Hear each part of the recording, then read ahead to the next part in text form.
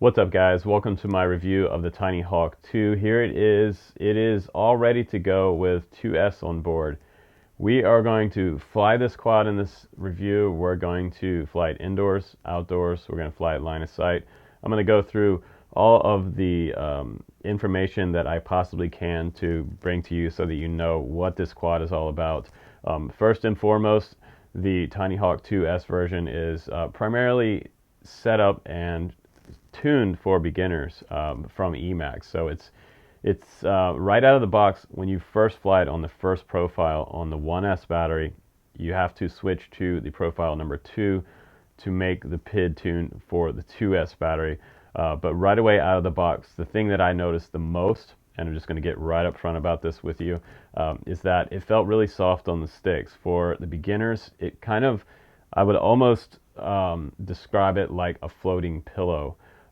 Very, very soft. When I was putting really hard maneuvers, movements in my stick to get a really fast turn out of it, it was just very slow to react and very sort of plush feeling flying around in the air.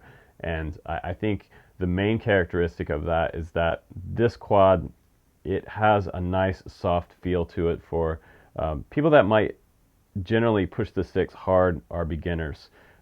And when you push the stick really hard as a beginner, the problem with that is that you are going to crash the quad, especially if you're trying to learn how to fly acro. I did fly it in stability mode. You can do that inside Betaflight 4.0 that comes on here. And I also flew it in acro mode. And that's kind of the holy grail if you're just getting into FPV. The holy grail of flying FPV race quads, it's obviously flying no stabilization, full acro mode that we call it. So in my eyes, right out of the box, this is like the ultimate beginner drone. It does have prop guards all the way around it as well. And during all of my flight testing, indoors and outdoors, I didn't break a single prop. So it came with extra props in the box, which is great. But you're likely not to break any of these props probably the first week you're flying this. It's fairly durable. The polycarbonate body has not broken on me yet. The new version of it is sporting a black frame, and this is kind of the way you'll be able to identify it. If you're looking for it, you can check out the link below as well. Also, the TINYHAWK 1 is probably going to stay true to that white original color. There are also multiple frames, and you can get a pink one, a blue one, all kinds of different colors you can get for both of these. Now, I will say that the frames do look universally similar as far as all of the components on here. They did make some changes, which I'm going to talk about, to the 2S version. As far as the motors go, the motors have been upgraded and they are different than the original one. If you are looking to start out primarily on 1S only, go ahead and go for this one. It's around the $89 mark, and it might actually, maybe it'll go on sale by the time the 2 is ready and for sale today. So today is the official launch of the TINYHAWK 2. And this is going to be something for you that you can start out on 1S and work your way up to 2S. Did I find that I had personally more fun on 2S? Yes.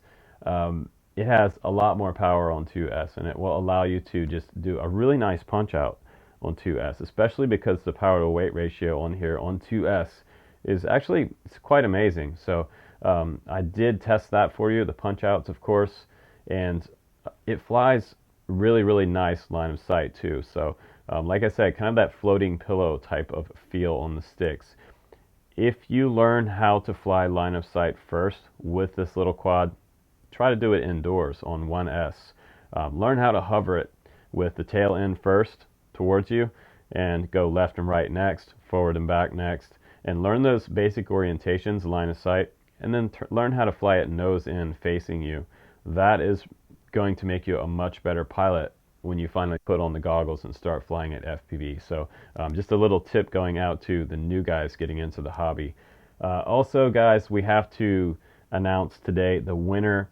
My Patreon giveaway is an EMAX Buzz. This is the production version, and this is around, I believe it was around $280. So I have a handful of Patreons supporting me on the channel. If you like to get involved in these giveaways, you can obviously sign up below. There's a little link below where it says be my friend. And You can contact me personally. We have a Discord chat behind the scenes. If you're brand new to FPV, this is awesome. The Patreon is just one of the ways that you can message me directly, ask your questions about sort of any type of builds you have going on, or if your radio settings, anything like that.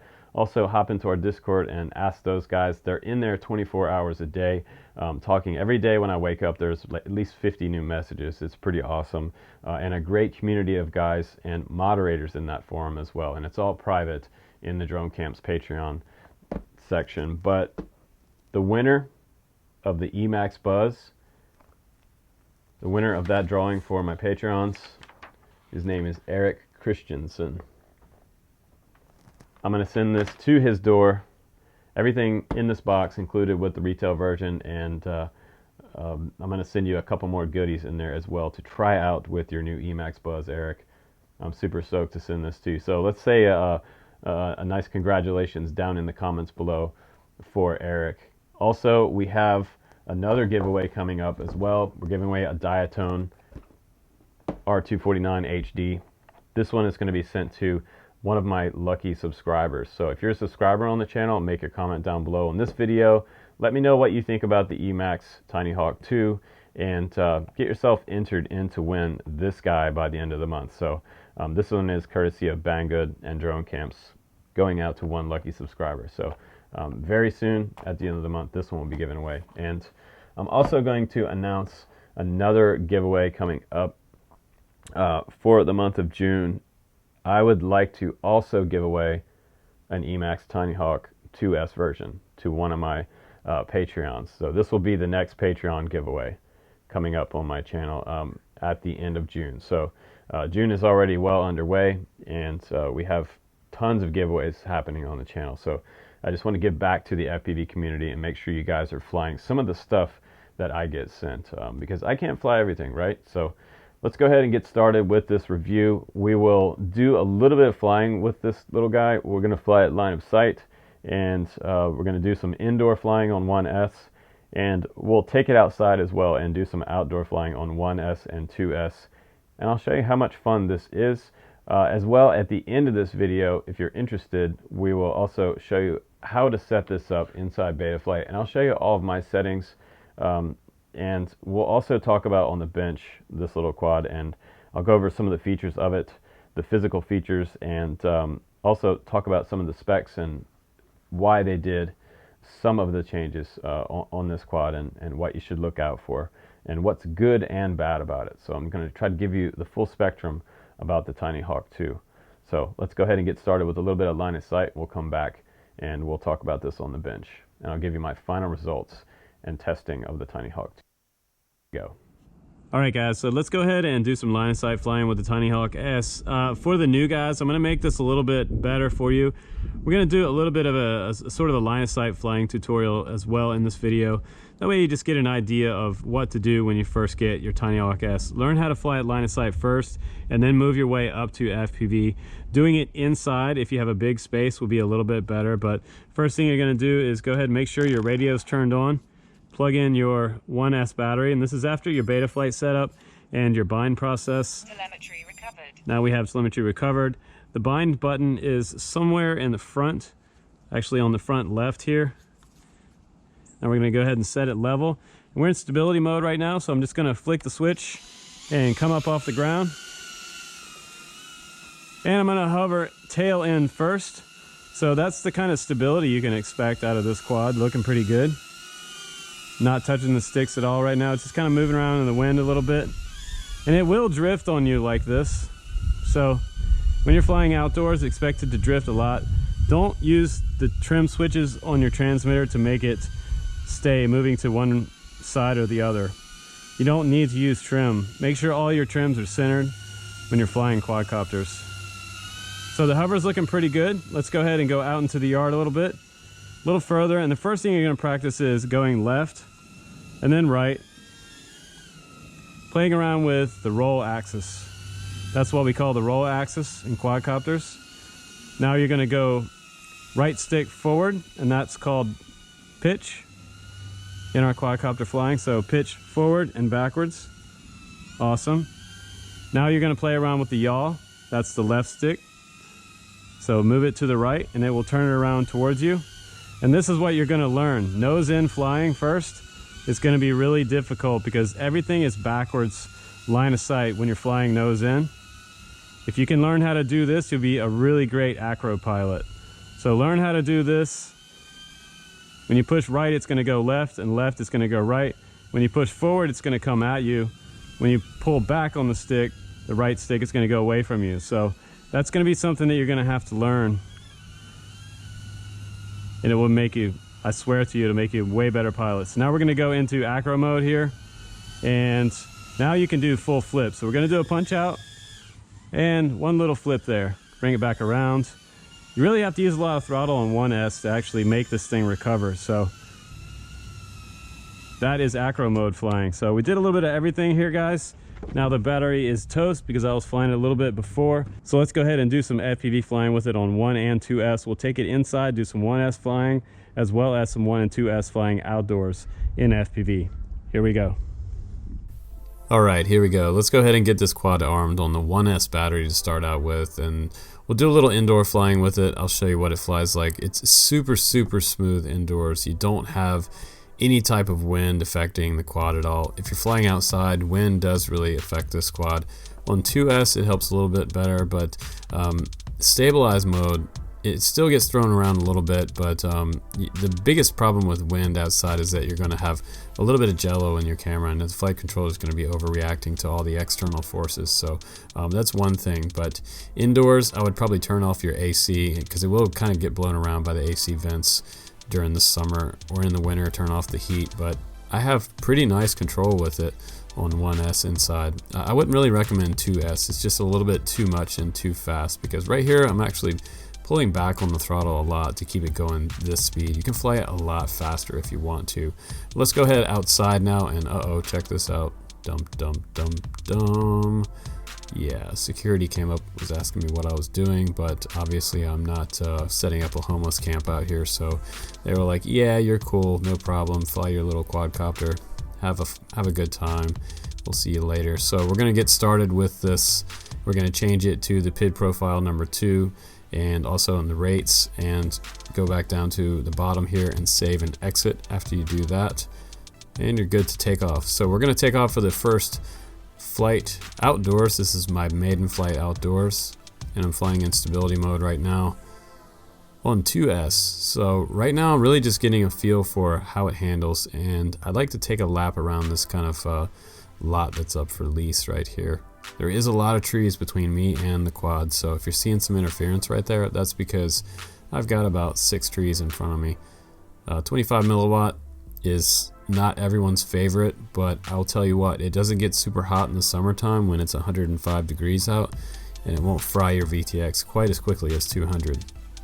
When you have 200 just sitting there during the summertime, you can fry a VTX, you can fry your video transmitter. So 25 milliwatt stays nice and cool during the summer. So there's a quick little roll there, and I'm going to dive back down into the field.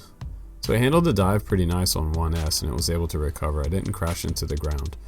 But I think the greatest thing about this quad so far is the fact that it flies super straight, super smooth.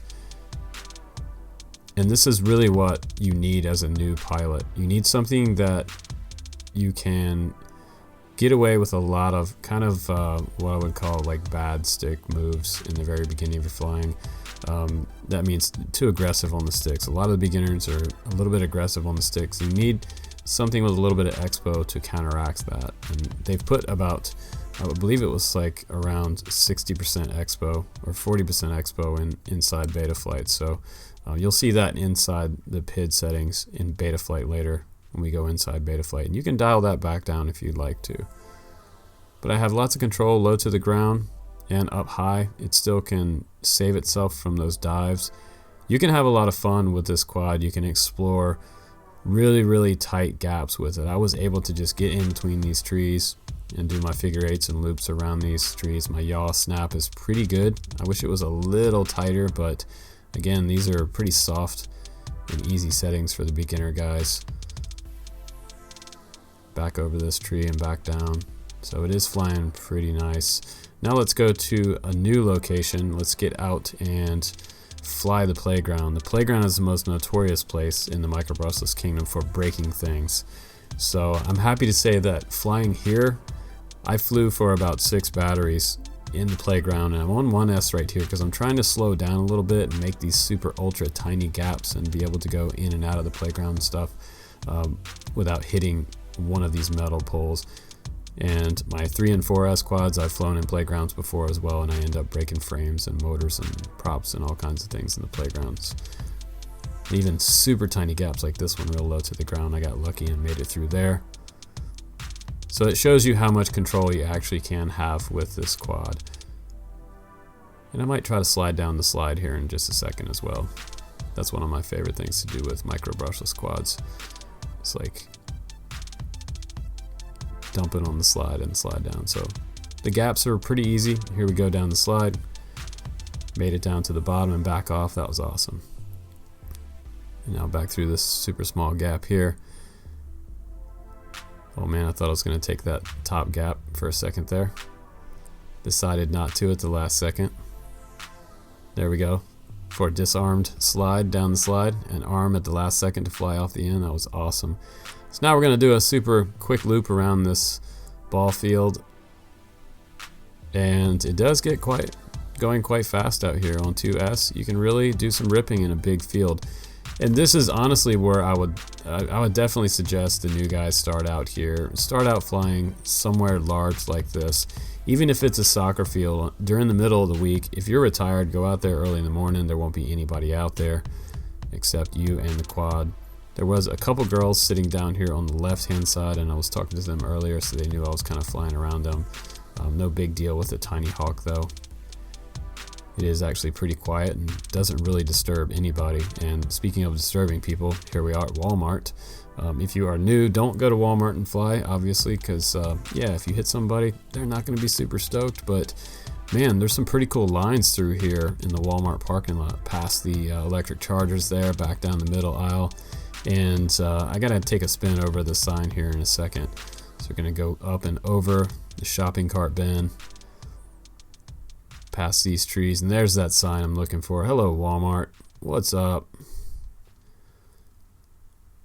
Nice sign, you guys. Love it. A little bit of break up there from all the trees. There's a guy on my right there, so I'm gonna head back toward myself, get a little bit closer here, back down this sidewalk. I'm gonna swing a right and fly back down, and there I am. So maybe another few minutes of this battery before I put it down. But let's go ahead back into the studio now.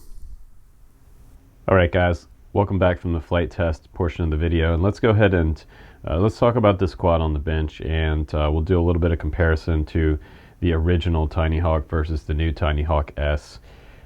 The original TinyHawk was, like I said before, primarily a 1S setup, and they've done quite a few changes to the S version, what we're also calling the 2S version of the TinyHawk inside this box. I'm going to unbox this for you and show you what's in there. One of my probably favorite things about this one is that it didn't come back with anything broken. My original one, I broke one of the spokes in the prop guards here in my original flights, and I had some problems with this camera. It came off of this little part right here. This little part right here broke, and now my camera is just kind of flailing around inside there. So I have to say that nothing on this one broke versus this one. I had multiple things break during the review. This one did get a very high score for what it is at the time when it came out, and I still think this is a good deal if you want to start out with a 1S only type of quad. But for the extra $10, this one is $99, and then you can move up to 2S later. So this one might be the one you want to get to start out with, honestly. And I'm going to show you a few things that you can do to sort of upgrade this as well right away to make it easier to fit your other batteries. You do get this nice case, which has a sort of carbon fiber look on the outside, zipper all the way around the outside, and there's a little sort of looks like a canvas hook right here if you want to hang it up or put a lanyard on it. You could do that, wear it around your neck. But first off, you open up the box and you get this 2S warning in here right away.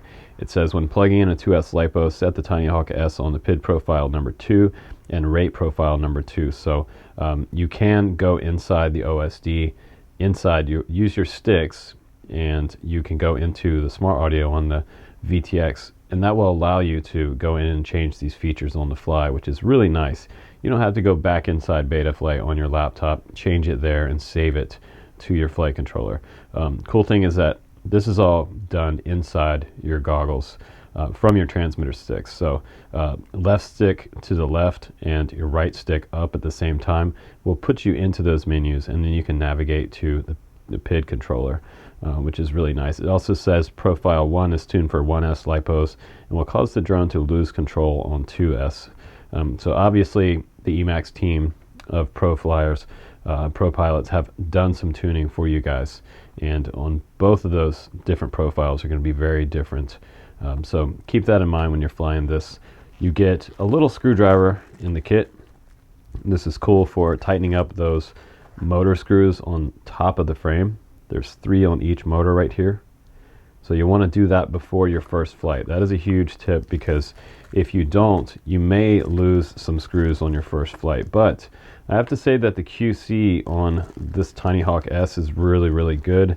I didn't have any problems with anything coming off the quad for my first flights. Also in the bag, the little rubber bands, and these go around the bottom of the frame to hold your battery on. The cool thing is that these rubber bands are large enough to even hold something larger like a 2S450. And I did test this out on 2S450 as well. So that might be the biggest battery I would put on here. I was getting 3.5 minutes on a 2S450, close to 4 minutes. So pretty nice setup there. And you get some extra rubber grommets here, some extra hardware. And sometimes if you're working on the bench, these things can kind of fall off the table and disappear. So it's nice you have some of those extra in the box. And it looks like we got 2 of those rubber bands along with the world's smallest screwdriver. These things are super tiny. You probably want to just go ahead and use the mini pack of screwdrivers. I use the little pack of Stanley screwdrivers. They're kind of like, those are probably the best little screwdrivers out there for these types of screws. But the frame does have some design changes on it. The battery cradle down here is different than the original one. The original one had that top part which goes over top, which some guys actually snap this top cage off because you're limited to the type and the size of battery. 1S is only on here, but anything larger than something like that original EMAX battery that I have here, the 450 milliamp, is not going to fit. So if you're trying to fly a 550 on this one, the 450 fits nice, but the 550 just was a little bit too fat to get through there. So some people were doing it like that on the very bottom. It also is nice because they did pay attention to the way the battery mounts on the bottom of this quad. A lot of times when we're flying micro brushless, something to this scale, we like to have the battery on there at a horizontal angle, not front to back. It seems to balance out better with the CG while you're flying, and it doesn't slide forward on you, which is a big deal here. So the battery's not going to slide forward. It's set up to be right dead center of the CG and left to right. You'll still get a nice roll, and you will have a super nice pitch forward for your forward flips. So the rest of the frame looks fairly similar to the original frame. They did say they made some changes to make this more durable. So maybe they added some different types of more reinforcement in the structure of the frame.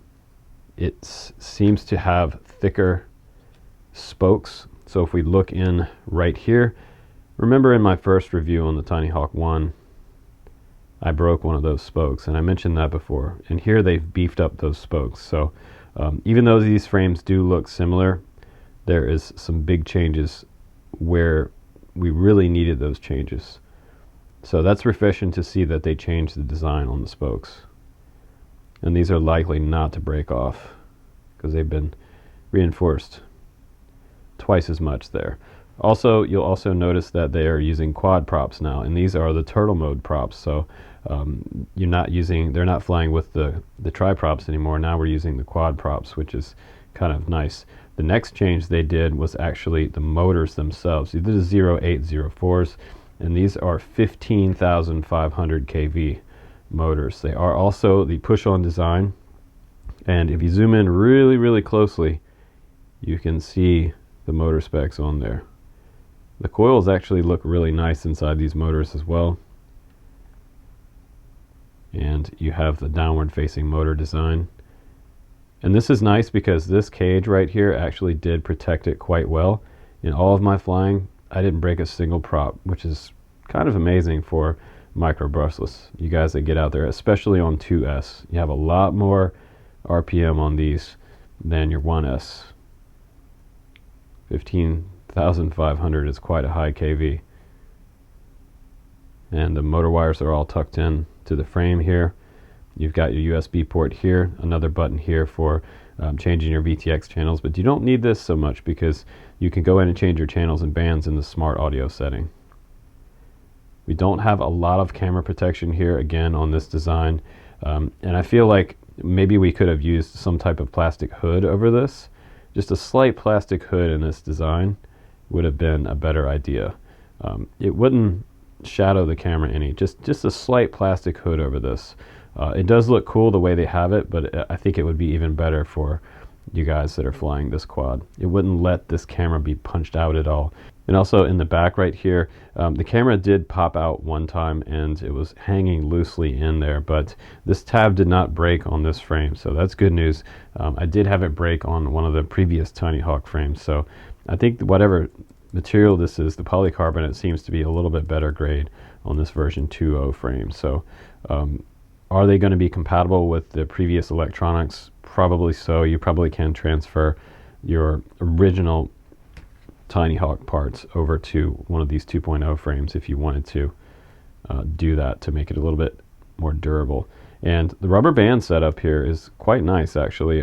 Like I said before, it does accommodate something as large as a 2S450, and this is about the same height as one of the Tattoo 2S450s. This is the battery that comes in your box. This is the 2S 300 milliamp, I believe. Just going to zoom in and give you guys a little bit closer. Look at that. It's a 35C battery. And I guess the only thing that I don't like about this particular battery is the fact that it does have that 2.0 connector and the balance port plug there only. You don't get an adapter in the box. So what I did was I took one of my older batteries that was just totally done, my 1S puffed up battery, and I snipped the end of this off and I made myself an XT30 connector. And I know my my heat shrink is slid off of this post, but this is what you can do to use your XT30 type batteries, because I know a lot of you guys have XT30 batteries laying around like by the tons, and this is sort of kind of a, it's not proprietary, but it's just kind of annoying because I know a lot of you guys don't have a bunch of these laying around. I know that EMAX will have these probably available, and I don't think they're very expensive, so if you wanted to pick up a handful of these, you could do that.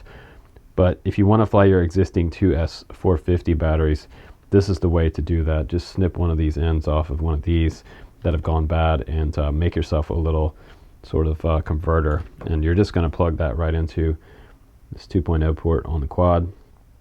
And now you have an XT30 connector, which is nice. So now I can fly the rest of my other batteries. Pretty sweet there. Also in the box, we got some extra sets of props here.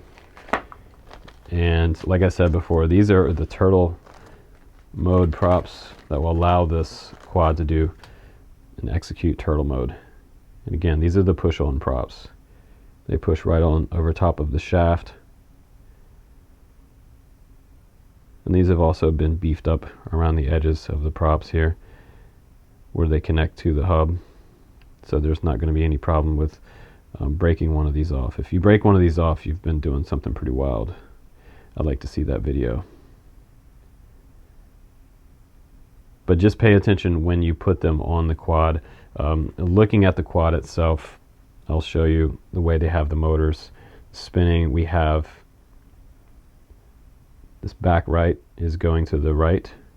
So this will be a right turn rear setup. Props out configuration. It is not props in. If you want to do props in configuration, you can redo that inside BL Heli Suite.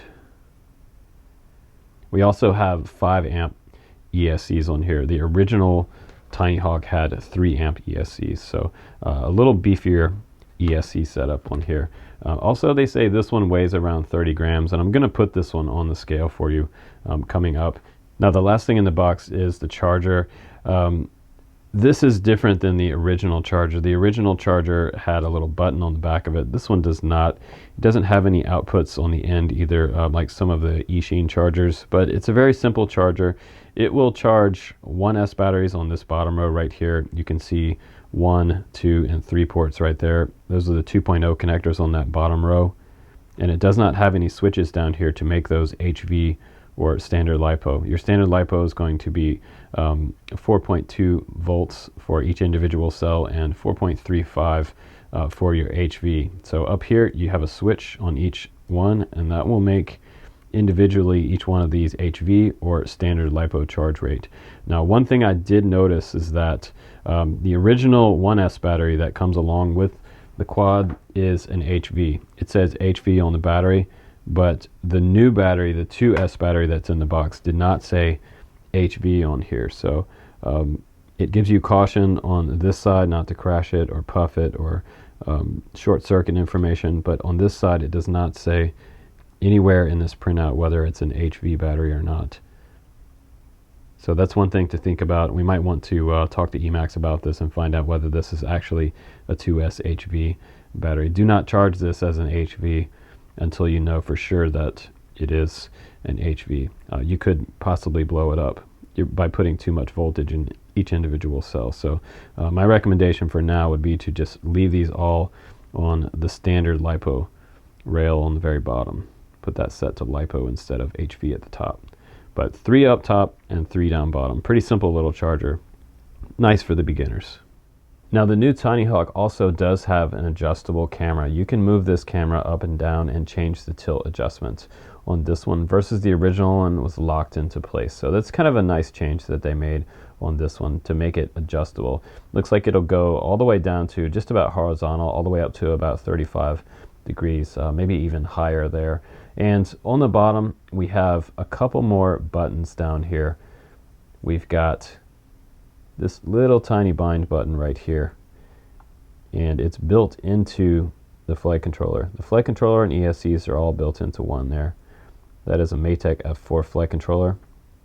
If I zoom all the way in here, you can see that little tiny button. Oh, went too far. So right there, this is our bind button, and you can bind this up in D8 or D16 mode. What you're going to do is you're going to turn on your radio, you're going to go to the model menu, go down to your model menu and select bind in the D16 mode, and you're going to hold this button down with a driver or something, and you're going to plug in a battery. Once you plug in your battery lead, it will start flashing and go solid, and then you should have a solid bound and connected receiver. Also, what's kind of nice on this one is that you have plug-and-play motors. These 2 little connectors right here connect to each motor, front and back. So it makes it nice and easy to swap a motor. You probably wouldn't even have to remove this top plate right here to get to your flight controller, which is nice. But if you do have to remove the battery cage, it's only 4 screws right here. These are all Phillips screws. So no special Allen tools needed or metric drivers needed to remove any of the parts on this one. So it's nice that this one is truly another solder-free design. Everything on here is plug and play, including the connection for the camera. So if you blew out your camera and it turns black and you only see OSD on there, it means that you probably burnt up the sensor inside there or broke the sensor somehow, or maybe you broke the lens off your camera. Any kind of damage, this camera can easily be replaced just by plugging in a new one. And speaking of the camera setup, it is an AIO camera, which means that everything on here is all-in-one encompassed. The camera itself, it's 25 milliwatt only. It is not adjustable up to 100 or 200. So I would like to see a future version of the TinyHawk come out with a 200 milliwatt transmitter. So I know some of you guys are probably going to be bummed out about that, but you can also get an adjustable frequency up to about 37 channels. So that's actually also pretty nice. So let's go ahead and turn on the scale and get some weigh in on this quad. Let's show you what it weighs. This is the dry weight. This is what we call the dry weight with no battery. And wow, I'm looking at 27.6 grams. That's kind of amazing. Now let's set the 1S 450 on there. This is going to be your starter battery. Start out with this one. Work your way up to 2S if you're a beginner. And we're looking at 40.4 grams right there. Total takeoff weight under 50 grams is kind of crazy. So this is definitely a super whoop. Now the 2S, I might have just made up a new name for these little whoops. Super whoop. Probably not the first person to say that, but let's see. 42.9 grams with the 2S 300 milliamp battery. That's pretty cool. And again, your dry weight, total dry weight is 23.8 grams. Ultra light for how much power we get on 2S. So now that you guys have seen what this quad flies like on 1 and 2S, indoors and outdoors, I've done a ton of testing with this quad, and I'm happy to say that I can rate this one at 4.8 out of 5 stars, so a very high score on my channel, and this would be one of the ones that you would refer to a friend in wanting to get into FPV, mainly because, well, they can start out on 1S and they can move their way up to 2S with this quad. And all the changes that they've made on here are actually legit versus the original TinyHawk. I believe this one might end up going on sale because some guys are going to want to start out on 1S and work their way up to 2 for outdoor freestyle. So I also think that it's smart on EMAX's part not to add HD on this version. I know a lot of guys out there were talking about, please add HD on it. It would be the most ultimate whoop out there in the universe if they did that. But I think for this version, they would have had to completely redesign the frame to add in a Turtle V2 or something like that. So also adding a lot more weight to it. And honestly, HD on a whoop is not that fun until you get up to about a 3S battery. So I think they were smart in keeping this one ultra light and making it fly really, really nice. And they dialed back the rates in the rate mode 1 for the 1S battery. It feels really soft and smooth on the sticks. And that's my first impression about this quad was that, wow, this thing flies amazingly smooth. It was like a video game, and I think that's what EMAX wants to do for a lot of the new guys getting into it. Just make it easier to fly for you guys indoors and outdoors. I had a ton of control with that first rate profile, so control is really, really precise. You can go underneath the tables and fly in between the legs and chairs and obstacles around your house, which is really neat. I also like the fact that it has a really nice power to weight ratio on 2S, so I think the performance is awesome. 5 out of 5 stars for the performance on this quad, and the new addition of the turtle mode props made it even better on 2S. You get a little bit less flight time on it, but you know, you can get, if you put a 450 on there, a 2S 450 will get you up to 3.5 minutes. So if you're just cruising, you might be able to push 4 minutes out of this quad, really cruising. And they also added the new charger in here as well for your 2S battery edition. So I think you pretty much have everything you need to get started in FPV. So it's easy to rate this one at 4.8 out of 5 stars for everything they did and all the changes, a tiltable camera, as well as beefing up the spokes in here, which I broke on the last version. So way more durable than the original one. I like the fact that they've done a lot of work to this one. Even though it looks very similar and it looks like they didn't make a lot of changes, they actually did, from the motors all the way up to the 5 amp ESCs as well. So great power to weight ratio on 2S, and almost pretty much the perfect trainer for anybody wanting to get into FPV.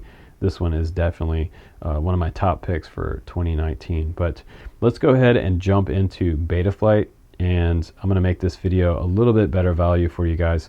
I'm going to help you set up your TinyHawk S for the first time inside Betaflight. So I appreciate you guys watching my video. Please do subscribe and get in on those giveaways, guys, because they're coming up soon at the end of the month. We're giving away this guy to one lucky Patreon on the channel, and we'll also have that Diatone R249 HD version to give away. So if you want an HD quad, get in on that as well. Put your comment down below, and don't miss that giveaway by the end of the month. Let's go ahead and jump into Betaflight, and I'll show you what the Maytech firmware is all about. Here we go. Alright guys, let's go ahead and get started with the Betaflight portion of this video. And if you were the absolute beginner, this is awesome for you because you want to go download Betaflight Configurator first.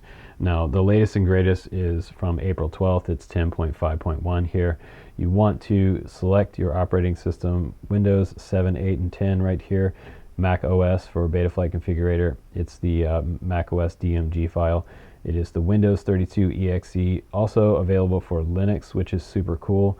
We're going to go all the way down here. We're going to find the download links. It should be at the very bottom here. We have Betaflight Configurator 10.5.1 there. The installer for Windows and the Mac, which is my version. So I'm going to go ahead and download that, and I'm going to get that installed. Go ahead and select your version of it. Also, make sure that you install your drivers on your PC and do a full restart before you go into Betaflight Configurator to configure your TinyHawk S. So here I am inside my downloads folder. Just go ahead and open up that DMG. If you're on Mac, this is how you're going to do it.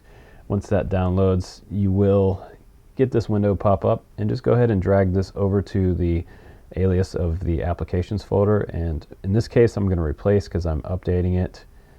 It will take just a second, and that's pretty much it. If you're in Windows, you can kind of do the same thing.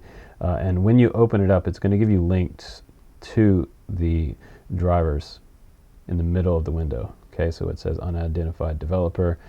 I'm going to go ahead and, whoops, wrong one there. I'm going to go to my security and privacy here, and I'm just going to say open anyway. Click that, and we're going to open it up. So now we're inside the Betaflight Configurator, and we have the latest version, 10.5.1. Now what you want to do is go ahead and grab your TinyHawk S out of the box, and you're going to plug in your USB port to the side of your computer and to the micro USB port right here in the very back, just behind the camera. And what you will need to do is make sure that this is a data cable, not just a regular power charging type of Android cable. It has to be a data cable to be able to transmit the data. You can find those on Amazon if you don't have one. If you do not have a data cable, it might not go into Betaflight. So that's a problem that some people have, and it's a very strange thing to diagnose if you can't figure out what's going on. You can try various different data cables around your house, or USB cables, until you find a data cable, if you have one, hopefully. So let's go ahead, and first thing you're going to do as a new guy is you're going to check the quad's orientation. So if your quad is discombobulated sideways like this, just turn the back toward you, hold your quad level like this, and then you're going to click on the reset Z axis, and that will bring the back to you. So we're going to check orientation of the quad first. This is flight controller orientation check. So this is step one. You're going to tilt it back towards you. That looks good. Tilt it to the left, tilt it to the right, and forward like that. And it looks like the quad orientation for the flight controller is correct. So if that is not right on your screen, you need to make sure that we go to the configuration page, and we're going to double check on those settings for the orientation of the axis and degrees of your flight controller. So we'll go to the ports next. We're going to set the quad over to the side, and it looks like we have TBS Smart Audio on here. So that is your smart audio for the peripherals. We're going to leave that set the same. Over here we don't have serial RX checked because this is not that type of receiver. It's not the D16 XM Plus type receiver. It's not S-Bus. It's not actually S-Bus. So also the 32 kilohertz gyro support is not going to be available, but we don't have to worry about that. It's a little bit of a note there for us. D-Shot 600 selected. Motor idle throttle is 3 here, and we have right turn set up here. That's right turn rear. Front left is right turn left here and left here. And board and sensor alignment, that's what I was talking about right here. Everything is zeroed out here all across each one of these settings. Roll, pitch, and yaw is all 0. Gyro accelerometer is set to first, clockwise at 180 for the first gyro setting. Magnometer alignment is set to default. And system configuration, 8K on the gyro update frequency and the PID loop frequency. And the accelerometer is turned on here, and barometer and magnometer are not turned on because we do not have it. The arm angle is set to 180, so you can add turtle mode on a switch. The personalization, that's going to be the name of your craft. It's going to show up in your OSD, is right here. That is TinyHawk S. And further down, we don't have any camera angle. We're not going to change that there. Let me just use this pointer so I don't get in the way of the camera. Receiver is set to SPI RX. So this is an SPI type receiver. I will tell you that the SPI receiver does not have a greater range as something like a Diversity XM Plus type setup. So that's one thing to think about with the TinyHawk S. You can get maybe a couple football fields, but I wouldn't go beyond that very much because you might fail safe and drop to the ground. Signal strength, RSSI is not set up. Other features, the only thing that we have set up on the other features, a few things here is telemetry. We have air mode checked on, OSD, anti-gravity, and dynamic filter should all be checked on. And for your beacon delay, your beacon configuration here, we have RX set. It beeps when the aux channel is set to beep. So we're going to use the ESCs as the beeper on the quad.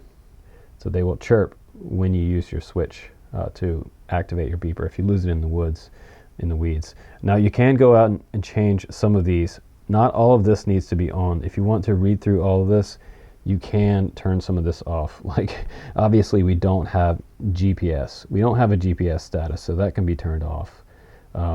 A few other things in here like black box erase, you don't have to have that on. And crash flip, you don't really have to have it beep, but camera connection open, close, we don't need that on. Beep when arming is kind of nice.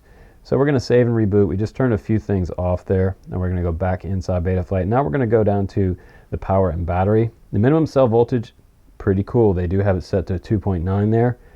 The maximum cell is 4.5. The warning cell voltage 3.2. And that's going to keep you from destroying your batteries. Voltage meter, all that can stay the same in there. And that's looking pretty good. So we're going to go down to the bottom right down here, and you'll see the word save. So click save. Now we're going to go to failsafe, the next one down, and this shows us the stage 2 settings for failsafe.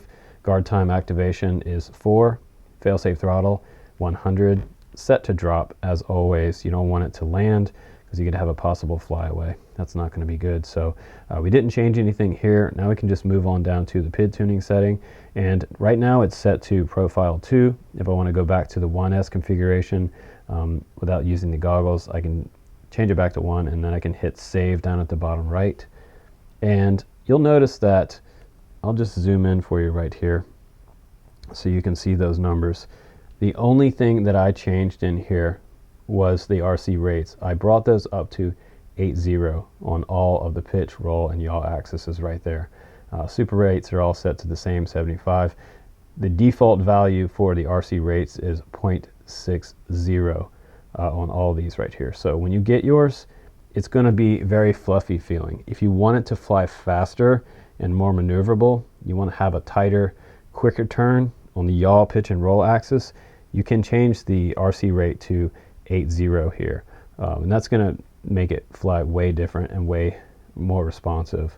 It's not going to be so fluffy like a pillow, like I mentioned before. But if you're a new guy, I would suggest starting out with the default rates of 60 on all of these settings right here. So let me go ahead and zoom back out. Everything else on this page is going to stay the same, so we can just go to the next tab now, and that's going to be the receiver tab. And let me turn on my radio so you guys can see all of these channel maps right here, and we can get everything set up correctly. So now my radio is turned on, and you can see that the right stick goes to the left like that when I push left on the stick. If I push right, the roll axis is moving left and right. So that would be your aileron position, your A position. You want it to look like that. Now if we're going to use the elevator, which would be pitch, forward and backwards, if you push forward on that right stick, it should go up like this and down like that, all the way down to the bottom and resting around 1500. And we're going to move to the left stick now, which is your throttle stick. So you can check throttle all the way up to close to 2000, all the way back down to just under 1000, and to center stick would be around 1500. But you don't really have to worry about that too much. Now the next switch would be your arm switch. It looks like I have some switches not quite right on my transmitter. Whenever you start up your transmitter, make sure all your switches are facing away from you. Very important. So my arm switch is going to be aux1, and can't remember which my mode switch was, but I believe it was aux2 for my modes.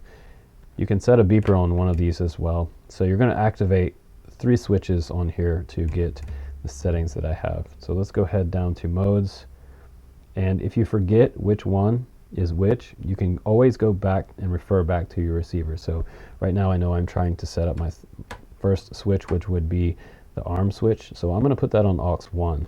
So we're just going to go ahead down to the bottom right there, and we're going to save here, and we're going to go to modes. My first mode is my arm mode, and you can see it is set to aux1 right here. And these little sliders right here, you can grab on these white tabs and move them back and forth.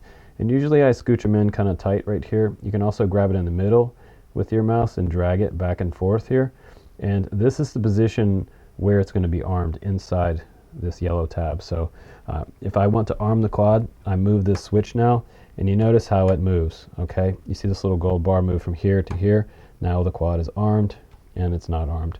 There's not a battery plugged into it right now, by the way.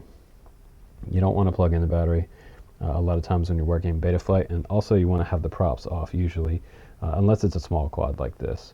So now we're at aux1. That's good for the arm switch. We're also going to set up angle mode, and let's just double check that. That's on aux2, so we're going to see which switch on my transmitter that was. That was the switch on the far right. You can add it on any switch on your radio. So my first mode, and I can even scooch this in a little bit closer and tidy that up a little bit, just like that. I can hit save down at the bottom right. Now it's going to reconnect just like that. So you can also add horizon, so we'll go ahead and add range here, and we're going to select aux2. Make sure you select the right switch. So this is the way you're going to do that. So the next one will be set up like this on aux2, and we're going to go down to the bottom right and save, because right now when I move it, it's not activating until I press save. See how we have it gold here when it's selected, now horizon selected. If this was not set up to aux2, say if I had it on auto, press save again, notice notice how in position 2 it's not highlighting if I don't have it set correctly. Say I set it to aux1 or aux3. Let's just give you an example. If we had this set up wrong, now it's going to reconnect. Now when I go to position number 2, notice that horizon's not lit up. But if I select aux2 here and I go down and save, then it's going to be responding correctly. So if you don't see your horizon set up right, also this is too far on the edge of the angle there, the edge of the bar, so we're going to drag that over and hit save again. Telemetry lost, telemetry recovered. And guys, your third position switch down, floating in free space over here, that would be acro. There is actually no range on this entire list. If you're looking for acro on here, it's not on here. The only thing that says acro on here is acro trainer down at the bottom, but we're not using acro trainer. You can add that if you'd like to as your third position down here. So as long as these aren't overlapping, you're all good. Now we have the beeper, and let's see which one the beeper was set to, aux3. You won't hear your beeper if you just have the USB port plugged in. Telemetry lost, telemetry recovered. Okay, so we have that set to aux3, and I know that's working. And the beeper did work. I did test out the beeper, so that's nice. And aux4 is for my turtle mode. So my last switch is for aux4. One of these switches here is aux4, and that will allow me to flip the quad back over after the crash. Now we can go down to OSD. Make sure you press save after you set up all your switches. The OSD is quite nice. You can add all kinds of different stuff here. Be very careful because you can clutter up your screen quite quick, but general information that I usually have on mine is I like to have my main battery voltage on there, the name of the quad, the flight mode timer 2. Timer 2 tells you from the time you've armed and disarmed the quad, so it gives you a true flight time that your motors are armed. Flight mode 1 is from the battery, the time you plug in the battery, so the flight mode 1 is not really used. This is my VTX channels that I'm on here, my band and channels, which is kind of nice, and that's pretty much all the information I put on my OSD. So let's go ahead now and let's go down to the CLI, and in your command line and down the very bottom, just type version, and it says Maytech F411 there, RX, April 11th, 2019, and that's version 4.0 of Betaflight. So we're going to go ahead now and let's go ahead and disconnect and reconnect one more time. Telemetry lost. Okay. Telemetry recovered. Now it's reconnecting. If it does not connect right away, just go ahead and unplug it and plug it back into the side of your computer. Telemetry lost. Now when it powers back up, it should take us right into Betaflight again. And go back down to the CLI. Now we know the version that's on there. We know the firmware version is Maytech F411. And also we're going to do DUMP, and that will show you Telemetry lost. all of Telemetry the recovered. information that's saved on your flight controller. So what you can do now is you can copy all of that to the clipboard, or you can do save to file. So we're going to save this to the file, TinyHawk S configuration here. We're going to save that to the desktop, and I'm going to put this on Google Documents for you guys. If you guys would like to download that, you can copy and paste it into your CLI. Once you do that, you can type in save at the bottom and hit return, and it will add it to your flight controller. So you can do it manually like I showed you in this video, or you can just cheat and do it the easy way and copy and paste. But that's about it for this review, guys, and overview of the TinyHawk S. I really appreciate you guys watching my videos. Please do subscribe on the channel, and I will definitely keep the videos coming. I appreciate it. Take care, everybody. I'll see you on the next one.